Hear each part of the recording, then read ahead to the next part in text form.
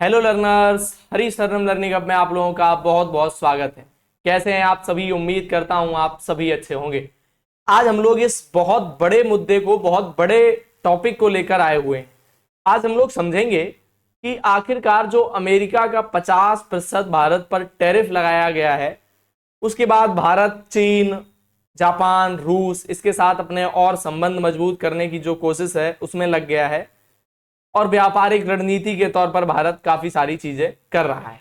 उसमें भी भारतीय प्रधानमंत्री श्री नरेंद्र मोदी जी द्वारा स्वदेशी का जो आह्वान किया गया है वह कितना महत्वपूर्ण है। बहुत ज्यादा बड़ा वीडियो नहीं रहेगा, छोटा वीडियो रहेगा। सारी चीजें हम बहुत अच्छे से एक एक करके समझेंगे, ठीक है। तो सबसे पहले हम लोग जानते हैं, बेसिकली सभी को अब तक पता होगा क्योंकि हमारा सेशन ये बहुत लेट है।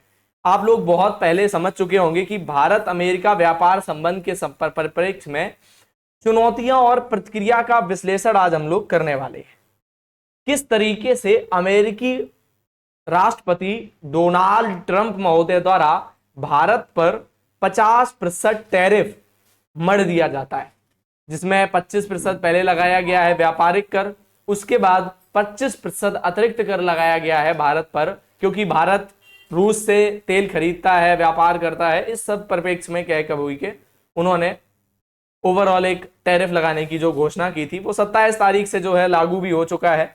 वो सारी चीजें हम पहले से ही यार जानते हैं, ठीक है। उन सारी चीजों से हम लोग पहले से ही परिचित हैं, ठीक।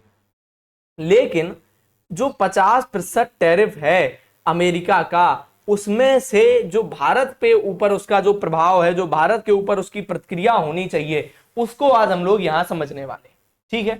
अच्छा, एक बात और ध्यान से सुनिएगा मेरी। आखिरकार अमेरिका ने भारत के ऊपर इस तरीके से 50% टैरिफ लगाने की बातचीत क्यों शुरू कर दी? क्योंकि लगातार प्रधानमंत्री भारत से जा रहे थे अमेरिका, अमेरिकी प्रधानमंत्री यहां आ रहे थे, जो प्रयास हैं वो हो रहे थे, आपस में समझौते, आपस में जो है एक तरीके से व्यापारिक संबंधों को बेहतर करने के।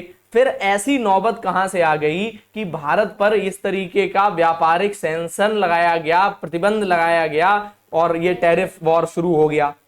इसका जो एक कनेक्शन देखा जाता है, वो कनेक्शन देखा जाता है ऑपरेशन सिंदूर से, क्योंकि वहां पे ट्रंप महोदय चाहते थे कि हमें ये क्रेडिट दिया जाए कि हमने ये युद्ध रुकवाया है और सीज फायर करवाया है और शांति के लिए बड़े ही हम साहसिक कदम उठाए हैं, इस तरीके से। लेकिन जब भारतीय प्रधानमंत्री द्वारा संसद में बार बार दबाव डाला गया यार कि किस तरीके से चीजें होनी चाहिए, उसके बाद फिर भारतीय प्रधानमंत्री जी ने कह दिया कि हमें किसी विदेशी दबाव के कारण हमने सीज फायर नहीं किया और कोई भी विदेशी हस्तक्षेप नहीं था। हमने पूर्ण रूप से अपनी संप्रभुता को ध्यान में रखते हुए खुद ही सारे निर्णय लिए हैं। पाकिस्तान की तरफ से कॉल आया, वो सारी बातें आप लोग जानते हैं। लेकिन उसके बीच में एक और चीज सामने आती है। एक बात क्या सामने आती है? अमेरिकी जो भारत अमेरिका की जो व्यापारिक डील होने वाली थी, उसमें यार क्या होता है कि उसी में भारतीय परिप्रेक्ष्य में क्या होता है, हाँ, उसी में भारत में भारत पर ये लगातार दबाव बनाने की कोशिश की जाती है कि किस तरीके से भारतीय बाजार को अमेरिकी डेयरी उद्योगों के लिए और अमेरिकी कृषि उत्पादों के लिए खोल देना चाहिए, जिसमें नॉनवेज मिल्क की भी एक घटना सामने आई थी। नॉनवेज मिल्क काफी चर्चा में आ गया था और भारत ने ये सारी बातें सिरे से नकार दी थी कि हम भैया तो नहीं आने देंगे अमेरिकी सामानों को, अमेरिकी नॉनवेज मिल्क को या अमेरिकी डेयरी उत्पाद और कृषि उत्पादों को भारत में, क्योंकि इससे भारतीय गरीब किसानों पर और भारतीय डेयरी उद्योग पर बहुत बड़ा प्रभाव पड़ता। इस वजह से भी भाई अमेरिकी जो राष्ट्रपति हैं या अमेरिका जो है वो पूरी तरीके से इस पर भी रुष्ट था। तो इस सब मिले जुले सब कुछ परिप्रेक्ष्य के तौर पर भारत पे फाइनली 50% टैरिफ मर दिया गया है। हालांकि अगर हम बात करें, आज ही एक खबर आई है कि अमेरिका में जो न्यायालय है तो उसने ये पूरी तरीके से ट्रंप का जो टैरिफ है इसको अवैध करार दिया है। अब ट्रंप महोदय की सरकार सुप्रीम कोर्ट जाने की बात कर रही है, वहां के सुप्रीम कोर्ट। तो ये सब भी अब आज ही ये खबर में आई है बातें, तो ये सब भी एक परिप्रेक्ष्य में रही। लेकिन इसी बीच अब भारत की रणनीति जो है वो बदलने लगी है। फिलहाल ये कुछ यहाँ पे फैक्ट आपको दिए गए हैं, ये समझ लीजिएगा।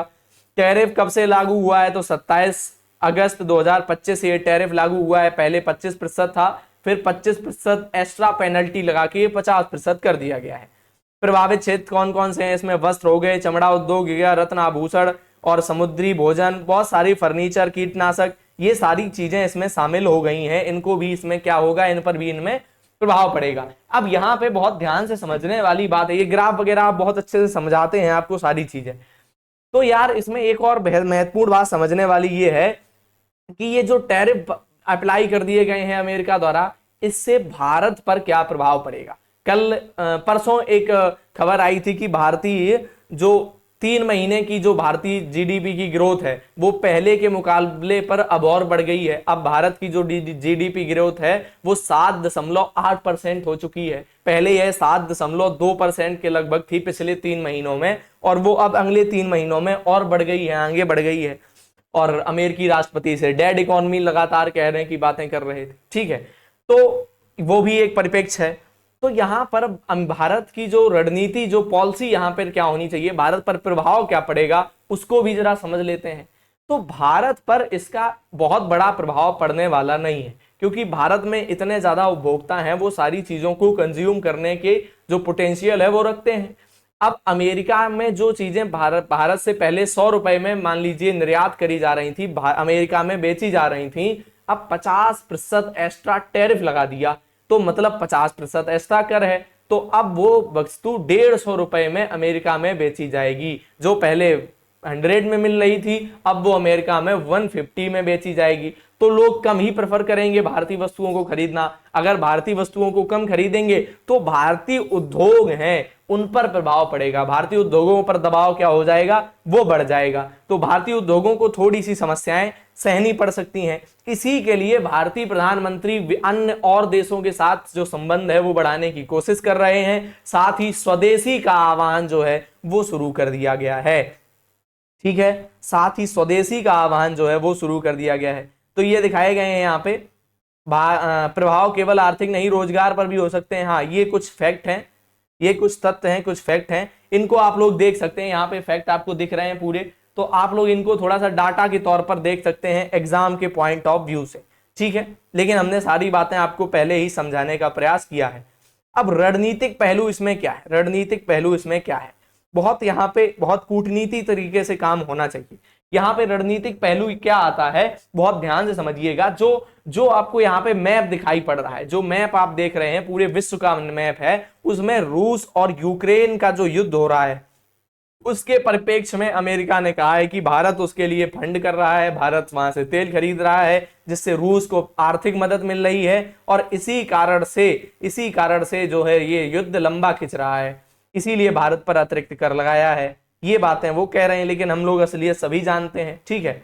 भारत की प्रतिक्रिया आत्मनिर्भरता की ओर, हाँ, भारत ने आत्मनिर्भरता और स्वदेशी की जो बातें हैं, वो जो स्वदेशी का आह्वान है, भारत में सबसे पहले स्वदेशी का आह्वान 1905 में किया गया था, जब बंगाल विभाजन हुआ था, उसके बाद स्वदेशी का आह्वान किया गया था। लेकिन अब भारत ने फिर से स्वदेशी का आह्वान क्या है, कर दिया है।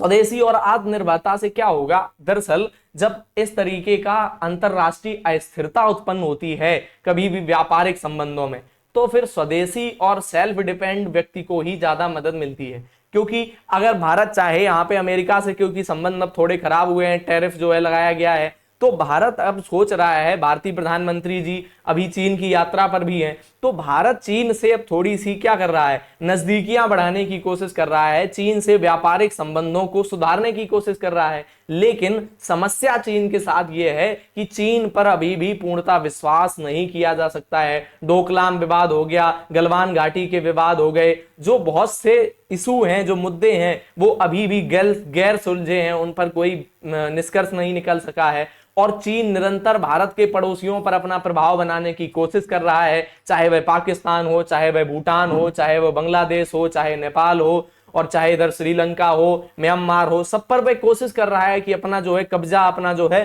प्रभुत्व, प्रभाव जो है स्थापित किया जा सके। लेकिन उसके लिए उसके साथ भारत का वहां पर व्यापारिक संबंध काफी सारी चिंताओं को लेके आ सकता है। तो और एक और समस्या, बड़ी समस्या यह है कि भारत का और चीन का जो व्यापार होता है उसमें से भारत खरीदता अधिक है, इंपोर्ट बहुत अधिक करता है, जबकि एक्सपोर्ट बहुत कम करता है। मतलब भारत उनसे बहुत चीजें खरीदता है और बेचता नहीं है। अब जब खरीदेंगे आप तो आपका विदेशी मुद्रा, आपकी विदेशी मुद्रा क्या डॉलर के रूप में या जो भी हो, विदेशी मुद्रा चली जाएगी चीन में, और चीन की विदेशी मुद्रा भारत में आ नहीं रही है। तो ये भुगतान संतुलन के लिए भी आर्थिक तौर पर क्या समस्या का जो है वह निराकरण नहीं हो पाएगा। तो इसलिए बहुत ज्यादा चीन के साथ व्यापारिक संबंधों के ओर भी भारत नहीं बढ़ना चाहता है। हाँ, बढ़ना चाहता है लेकिन नियमित तौर पर थोड़े से ही आगे।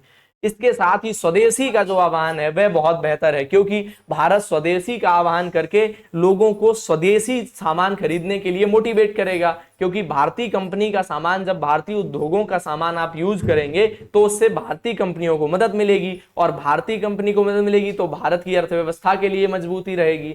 इस कारण से भारत स्वदेशी का आह्वान कर रहा है। तो हम भी भैया आप लोगों से बिल्कुल निवेदन कर रहे हैं कि आप लोग भी स्वदेशी को अपनाने की जो कोशिश है वह करिए। हो सकता है भारतीय सामान में थोड़ी सी गुणवत्ता की समस्या आपको रहे, मतलब भारतीय सामान, जो भारतीय प्रोडक्ट होगा उसकी जो क्वालिटी है वो कमजोर हो सकती है, लेकिन जो भारतीय चीजें हैं उसको मोटिवेट, उसको प्रमोट करने से आपको क्या देश के लिए बहुत ज्यादा क्या होने वाला है, बेनिफिशियल होने वाला है। तो यही सारी बातें थी, इनको लेकर मैं आज आया था। बाकी आप कुछ तथ्यों के लिए और भी ये सारे कुछ बढ़िया से मैप देख सकते हैं, आपको दिखाई दे रहे होंगे। ये भी एक काफी बेहतर तरीके से यहाँ पे घरेलू उत्पाद वगैरह को